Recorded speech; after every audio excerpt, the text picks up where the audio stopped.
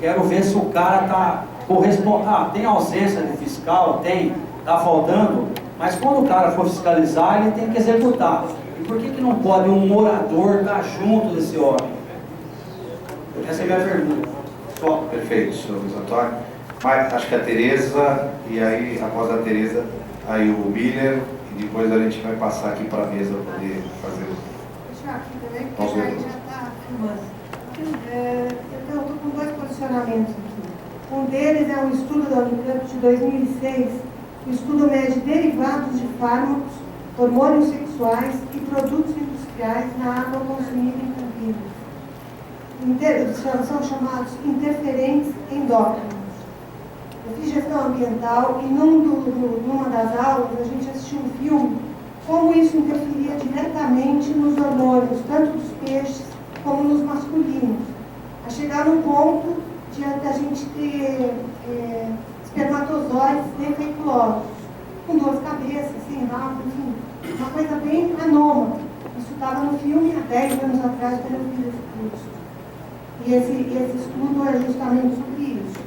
O título, para quem quiser procurar na internet, é Outro Alerta sobre a Água que Bebemos.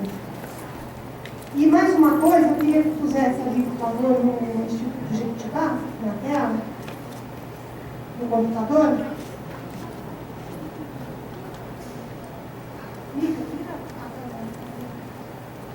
Se quiser apagar a luz ali para que a gente possa ver. Ali, à esquerda, é o despejo, ali na Etianhumas, despejo de esgoto na água. Então a gente queria saber também sobre isso, é atrás do supermercado Extra. Essas fotos são bem atuais. Obrigada. Obrigado, Tereza, do Movimento Resgate Cambuí. E agora o Miller, do Instituto Jequitibá. E aí nós encerramos a participação, as perguntas, porque senão vai dar tempo da gente responder aqui. Obrigado, presidente. Boa tarde a todos, boa tarde à mesa, aos presentes, aos espectadores da TV Câmara. A minha fala não é uma pergunta, é um propósito, presidente. Eu acho que a gente poderia aproveitar esse dia, é um dia extremamente importante, e deixar aqui, talvez, através dessa comissão, consignada a formação de uma comissão especial para tratar desses problemas da água. E com vistas, obviamente, para discutir a questão do sistema cantareiro. A doutora Sandra fez uma explanação belíssima, trouxe a nós essa questão da água, o problema. Nós temos aqui na região de Campinas um índice per capita por pessoa assustador, menos que em muitos países africanos, menos de 500 metros cúbicos por ano por habitante. Quando a ONU manda 2.500 numa situação de conforto e 1.500 já gerando certas preocupações. Então esses dados já nos obrigam a tomar uma iniciativa, Rocine, é isso que eu estou propondo.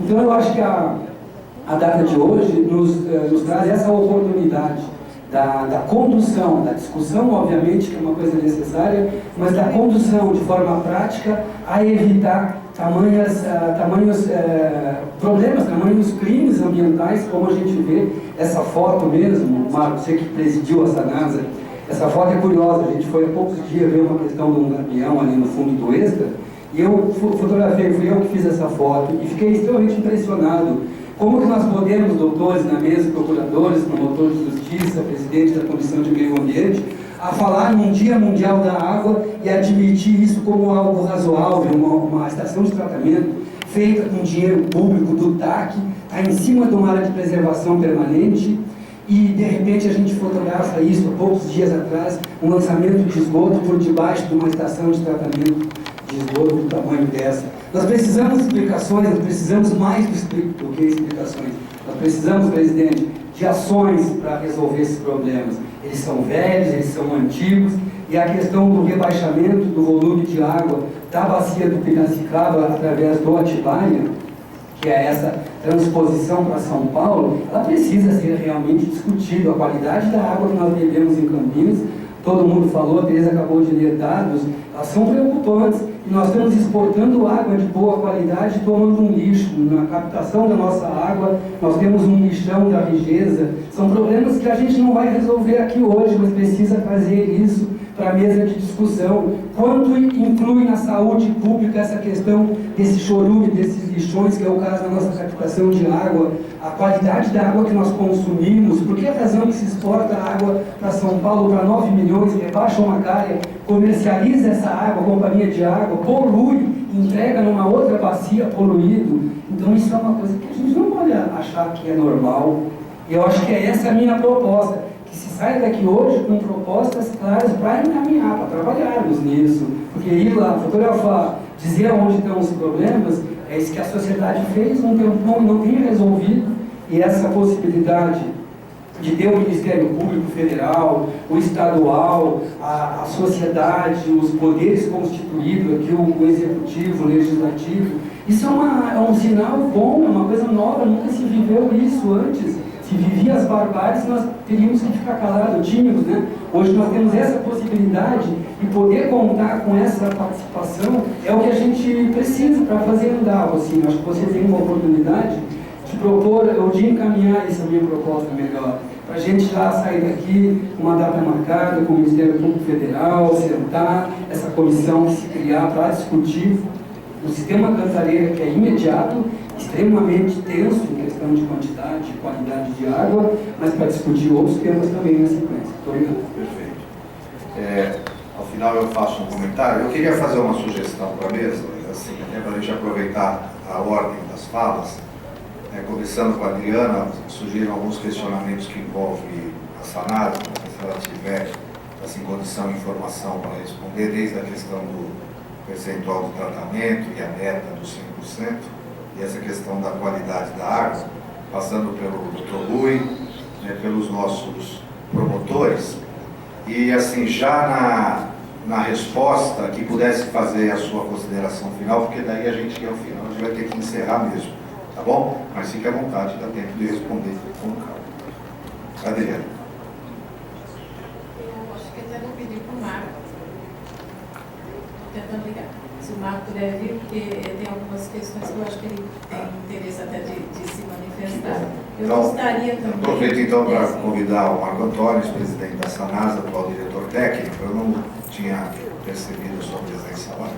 Se ele ajuda a complementar a resposta. Eu vou começar a comentar enquanto ele chega aqui. E teve algumas questões, e vou responder primeiro do Douglas, que falou a respeito do 100% de tratamento de esgoto. Só queria esclarecer que a gente está em 2000 com 5% de tratamento de esgoto no município de Campinas. Então, era praticamente nada. Hoje, a gente consegue falar, olha, nós temos 4 estações que estão ainda para ser finalizadas. A San Martín acaba agora em 2014, e Souza também já está em fase de finalização, e Nova América. Essas 3 estão em andamento. E a Boa Vista, que é para complementar o sistema de tratamento, que está previsto o término até 2016, foi até um TAC assinado no Ministério Público.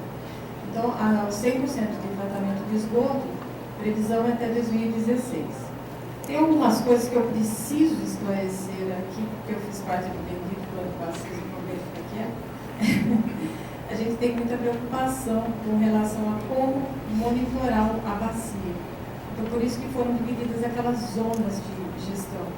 E é interessante, eu passei bem rápido um slide que mostrava em cada zona qual a vazão máxima outorgável e qual a carga máxima alocável da bacia. Aquilo sim é um instrumento de gestão, porque ali a gente vai conseguir ver que empreendimento pode vir ou não. E isso já está sendo feito. Tem um grupo que trabalha no Comitê de Bacias que faz, cada vez que tem um empreendimento impactante, ele faz essa análise e já remete esse parecer, se pode ou não pode ter continuidade. Queria falar um pouquinho dos derivados fármacos. Eu acabei de vir de um congresso em Belo Horizonte, junto com o Romeu Cantuso, que é o nosso técnico e especialista em questões da qualidade da água mesmo. E essa discussão foi feita, isso é um problema que todos nós temos, e a gente tem uma parceria com a Unifam, inclusive com o Wilson Jardim, para a gente poder resolver esse questionamento, que é uma preocupação nossa, nós temos uma grande preocupação. Deixa eu só complementar. É que é uma continuação da sua fala. A Unicamp, eu não sei se é totalmente confiável nesse caso. Deixa eu só te falar um doutor Trapé me garantiu que as pessoas do Aterro Mantovani não são doentes. Tá certo? Por que não são doentes? Porque não existe o exame. Então, eu acho que, sabe, tudo bem. Mas tem uma dúvida. O que você fala. Deixa eu repetir, não. Doutor Trapé, liguei para ele no ano passado para saber da doença das pessoas do Aterro Mantovani, tá certo? Que a CETESB deixou eles tomarem água por 7 anos sem avisar que estava contaminada.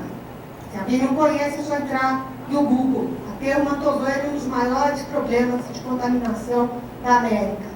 O que aconteceu? Não existe ninguém doente lá. Como assim não existe ninguém doente lá? Aí eu fui descobrir por que ele fez essa afirmativa. Porque no Brasil nós não temos os exames necessários para essas pessoas. Nós já descobrimos que tem na Alemanha. E nós vamos mandar fazer. E aí nós vamos quebrar a cara dele. Certo? Olha, eu te digo que, com certeza,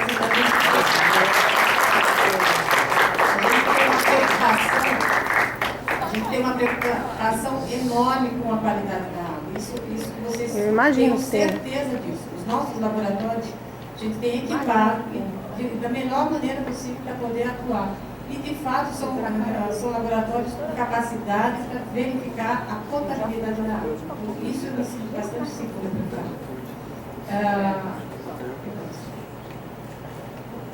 Bom, outra coisa que eu queria comentar, deixa eu ver o que tinha mais.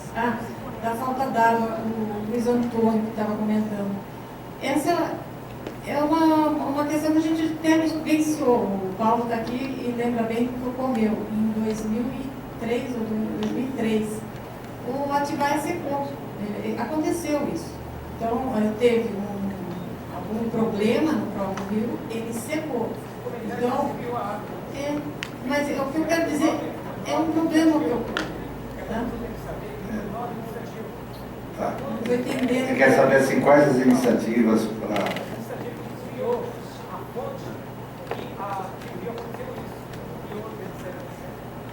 Esse foi um caso traumático. Outro problema que a gente vê é a estiagem.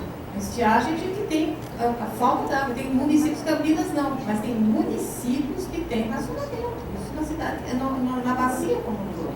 Isso hoje está crescendo. Então, é um problema que a gente verifica e a gente tem que pensar nos anos futuros.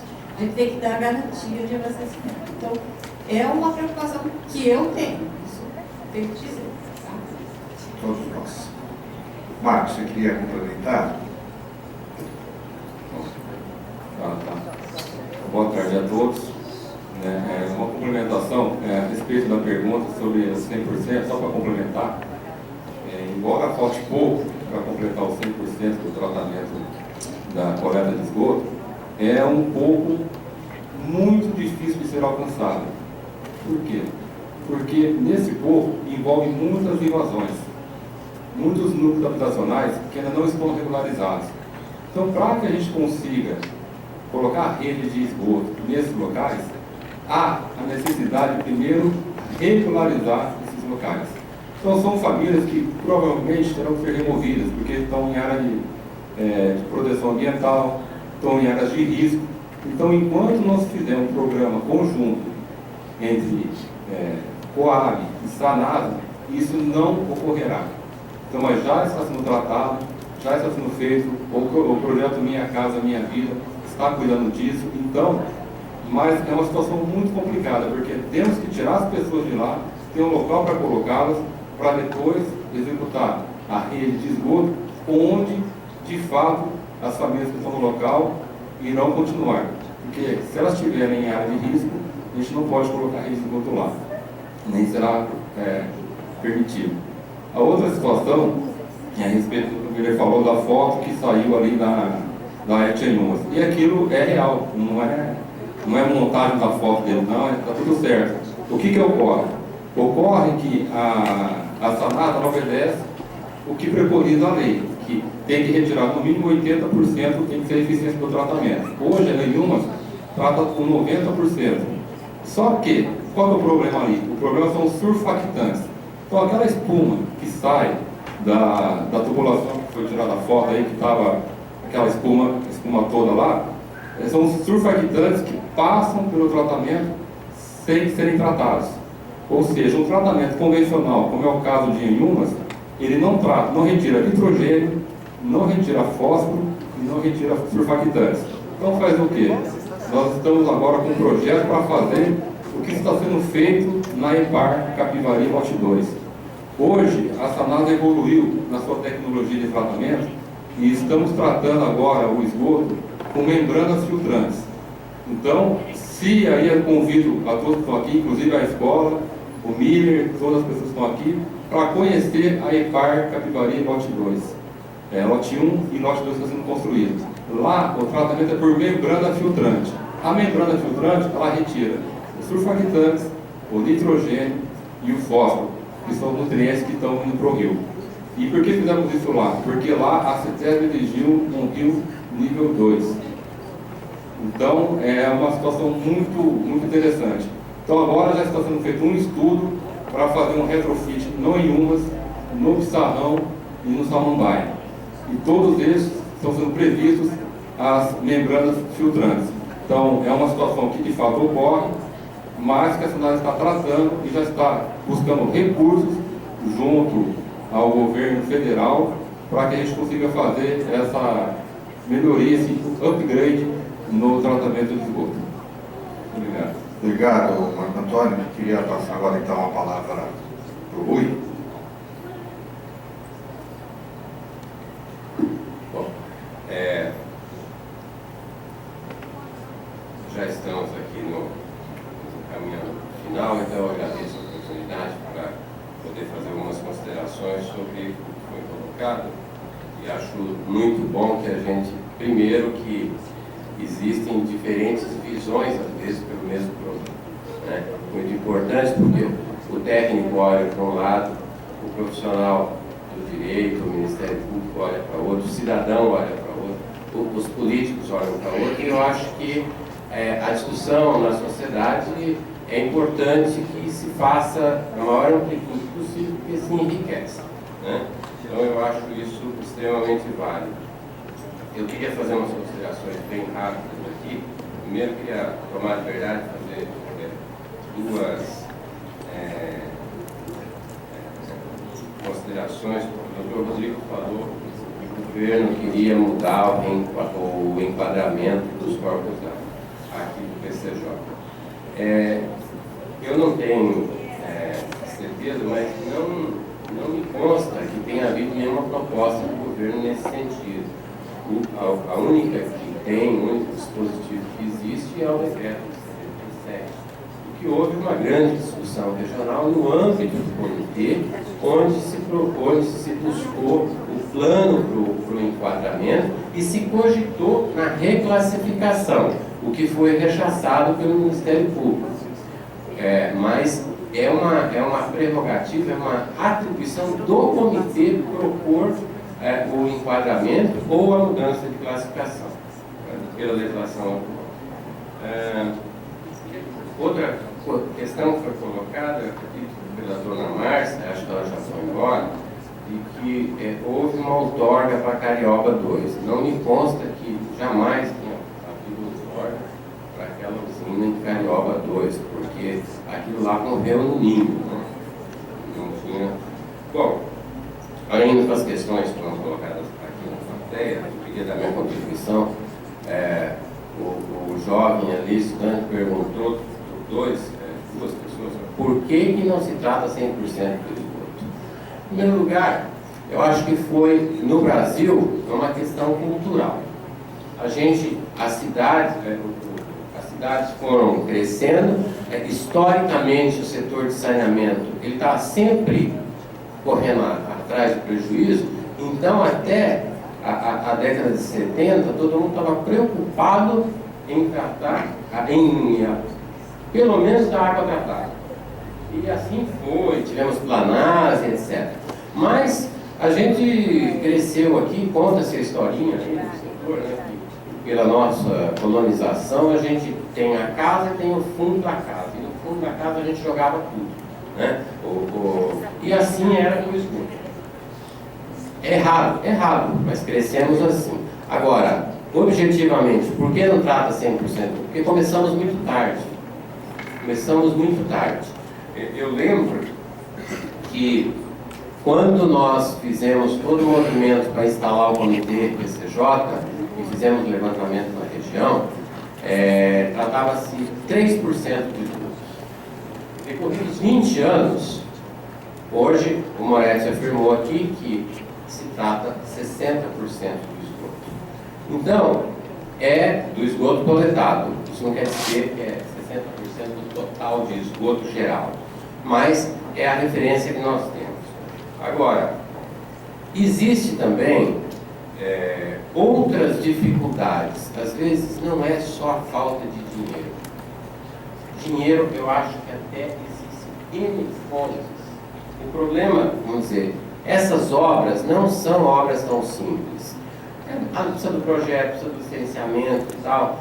E o Dr. Marcos colocou um problema aqui que eu tinha já programado para falar. Eu fiquei, vamos dizer, a gente acompanha São Paulo, hoje, trata, acho que vai chegar com o projeto GT3 a tratar 80% do esgoto coletado. E a gente vê o GT3. Então a população, com razão, fala, eu não acredito, porque o indicador da população é o visual, ou o olfativo, né? Mas, uma grande dificuldade que existe, não é em São Paulo, mas nas cidades, de maneira geral, por incrível que pareça, um dos grandes empecilhos para que a gente colete o esgoto, afaste e trate, não trate o problema, mas que afaste o esgoto, que leve até a estação de tratamento, é o problema habitacional. O cano para levar o esgoto, ele passa justamente na margem do rio. Ele passa no fundo do vale, onde está ocupado. Então não dá para fazer aquela obra antes que se dê uma moradia para aquela pessoa que está ali, normalmente, via de regra, uma invasão, etc., ocupações precárias. Então, o problema é muito mais amplo. Além disso, a gente tem, o João Pedro levantou aqui uma coisa que é muito correta, que a gente pensa que tratar 100% do esgoto significa ter o rio limpo. Não. Nós temos aquela poluição que está por aí, chamada difusa, espalhada, em que ela não dá para ser controlada em um ponto. É a feira que o cara corta o peixe lá, vem aquele sangue e escorre, né? É a sujeira que cai no caminhão, é o pneu que passa no asfalto, tem um pó altamente poluente, é a chuva que lava os telhados. Essa poluição é extremamente difícil, nós teríamos que tratar a água da chuva. No Brasil, a gente tem um sistema chamado separador. A gente tem o esgoto que vai para a rede e a água pluvial, que é separada. Então, a questão do esgoto, da despoluição, ela não é tão simples. Ora, eu acho que temos que correr atrás. É assim que o mundo inteiro fez, é assim que nós temos que fazer. E por fim, quando a gente tiver 100% do esgoto tratado, ainda tem um problema também do Marcos do Motor, que nós vamos ter que passar em breve para o tratamento terciário, que é um outro nível de tratamento, 4, 5 vezes mais caro, para tirar fósforo e nutrientes da água, que é um problema seríssimo de poluição. Então, essa luta é muito longa. A questão não é para mim que foi falado, eu acho que também a Márcia falou que o PCJ não é bom, que aprova tudo, etc. Na verdade, o Moretti devia responder isso, mas na verdade a gente às vezes não gosta das leis que são aprovadas. Discordamos dos parlamentares que estão lá, mas é uma discussão pública. Então, como o processo é participativo, a minha sugestão é que se participe dele e influencie. Mas é o jogo democrático. Agora, normalmente, os empreendimentos, o maior interesse neles é justamente dos municípios que querem investimentos, que querem gerar emprego. E é muito difícil de conter isso. De fato, na nossa região, E é uma pena que naquela ação civil pública, que foi bem colocada aqui pela doutora Sandra, do doutor Alvejante, quer se colocar. O Moretti falou em Salvador da Pátria. E em outras questões a gente quer achar um culpado. Essa ação civil pública, os réus são a Fazenda do Estado e a CETESB. Ok. Mas nos municípios? O uso do solo não tem nada a ver com a poluição, ou com a poluição difusa, ou com o incremento da poluição. O Estado entrou com recurso, está na área federal, de colocar os municípios também. Né? Esse processo é um pouco mais, o buraco é um pouco mais embaixo. Enfim, a última aqui, que se perguntou também, não é para mim, mas o Moretti podia responder, qual que é a prioridade, né? Do plano PCJ, pelo que foi colocado aqui, até 2014 tratar esgoto, e depois de 2014 combater perdas, é o que foi colocado. Acredito que passei naquilo que me competia. Também o Luiz Antônio falou, é a doutora Sandra que vai esclarecer isso, quando ela falou 2 em 3 pessoas não terão água em 2025. Isso não é aqui no PCJ, não é nem na região metropolitana, nem no Brasil. Isso aí é um estudo da ONU, que é uma avaliação mundial. Tá? Acredito que seja isso, ela me corrige, porque a fonte ela citou. Obrigado, doutor Rui. Então já passo para a doutora Sandra. Imediatamente. E ela registra tudo.